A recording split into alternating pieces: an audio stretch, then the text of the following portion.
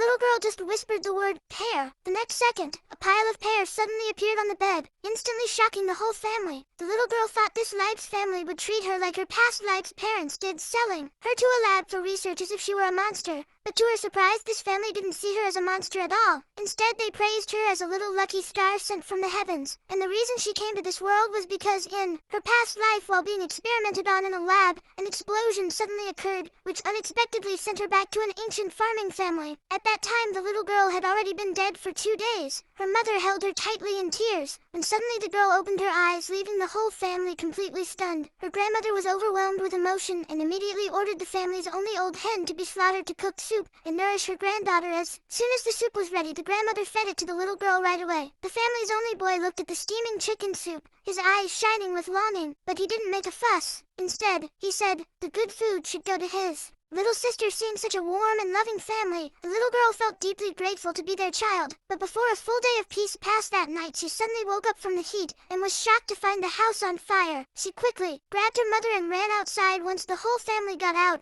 they realized the entire village was caught in a wildfire. Her mother was thankful the girl had woken her up in time, but the neighbors accused the girl of being a jinx, saying she died 3 days ago, and now the fire happened right after she came back to life. Their house and all their belongings were burned, and they demanded the girl pay them back. The little girl thought she couldn't escape being treated as a monster again, but unexpectedly, her grandmother flew into a rage and scolded the neighbors furiously, publicly exposing all the bad luck they'd brought to the village over the years. For the first time, the little girl felt what it was like to be protected. She didn't expect her gentle-looking grandmother to have such an intimidating presence. The neighbors who couldn't win the argument were dragged home by their husbands. Then heavy rain suddenly fell from the sky, putting out the wildfire and left them with a broken woodshed to live in. But the fire had burned all their food, leaving the family at a loss. The little girl suddenly remembered the pear tree in her space, and in the next second, a bunch of big golden pears appeared before the family. They were all shocked and kept praising the girl as a little lucky star sent from the heavens. The little girl was afraid her family would see her as a monster, and just as she was about to explain, her grandmother mistook it for a heavenly power and reminded her not to use it recklessly,